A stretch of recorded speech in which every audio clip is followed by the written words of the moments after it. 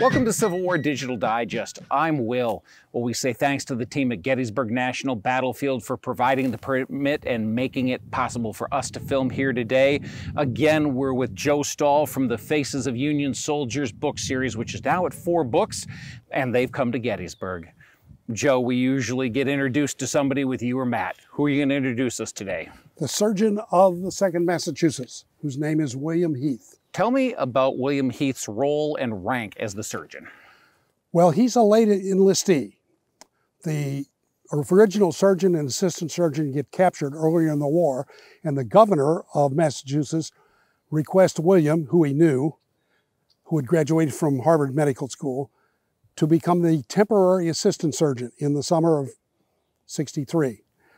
So he will take that position initially as a first lieutenant, and then before Gettysburg, he will be promoted to full surgeon and the surgeon of the 2nd Massachusetts. So he's here. Not right where we're standing, obviously, because he would be with the regimental hospital, which is probably back over in that area close by. He's not, apparently from the service records, assigned to a remote location, the division hospital or the corps hospital. He's with his regiment. So he's in the general vicinity, probably can hear the combat, hear the noise, and see the smoke. So we keep saying he's not here. Where are we right now? We are not far from Spangler Spring. Culp's Hill is up in that direction. This is the area over to my right where the Union troops had built entrenchments and everything else and then vacated them when the divisions were moved out. They came back, found they were occupied by Confederates early on the morning of the 3rd. They're ordered to retake those entrenchments. And as you can see, this is a big open field.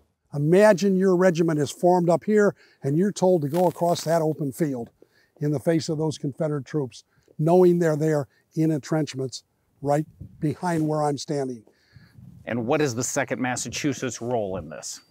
Their orders are to retake those entrenchments that they had made the previous day. Unfortunately, they're filled with Confederate troops now, and they're just waiting. And they know they're walking into a big open area, lots of visible fire. It's going to be deadly. They're going to take a lot of casualties here, trying to get across that field in the face of the Confederate strength right there. And the guy who's going to be treating them is William Heath. He's by now the surgeon of the 2nd Massachusetts, probably with the regimental hospital within 100 yards of here. So he can probably hear the action, probably see the smoke, but he's not on the front lines because he's a surgeon. Got it. And he's a major at this point because he's now a full surgeon. He's now a full surgeon, correct. He will stay with them until the summer of '64, at which point he will be detached and sent to the division hospital, which is normally a promotion. You're a good surgeon. They'll be put forward. Unfortunately, he is going to catch typhoid fever, and he is one of the gentlemen in this army that pays the price, because he will pass away on August 28, 1864. Okay, well, we do know that when we talk with you and with Matt, we have faces. Can we meet him? There is the face of him. Interestingly, a few times in their service records, if they die when they're on service, there is an inventory of his possessions. So William Heath, his inventory consisted of 1 valise, 1 haversack, 1 cap, 1 jack coat, 1 overcoat, 1 vest, 1 pair of boots, 1 pair of shoes, 1 pair of socks, a gold pen, a sword belt, a looking glass, a clothes brush, a portfolio, a pocket book, a pocket case, a surgeon's handbook, no cash money, coins. Money in terms of notes was $50.90. And what happened to all of this? That was turned over to a gentleman named Seeds, who was his nephew, who presumably took those items and his body and took him back to Massachusetts. And where is he buried? He's buried in the Lindenwood Cemetery in Stoneham, Massachusetts now. And his widow did file for a pension in 1864. Well, before we circle back to Heath, talk to me about this monument. This is the first of the regimental markers on the Gettysburg battlefield, according to the records. This is the beginning of all these monuments being put on the fields. Well, Joe, you've studied this man. Talk to me about William Heath. To me, he's representative of so many of these soldiers who came in, and he didn't die from combat wounds. He didn't get shot. He didn't have an arm amputated or anything like that. Partly because of his position, obviously. Surgeons are behind the lines most of the time. But he paid the price in a different context. Disease, which is the big killer in the Civil War. He caught typhoid fever, and even though he's a doctor, and I'm sure he got excellent treatment because of that, he's in a hospital in Nashville.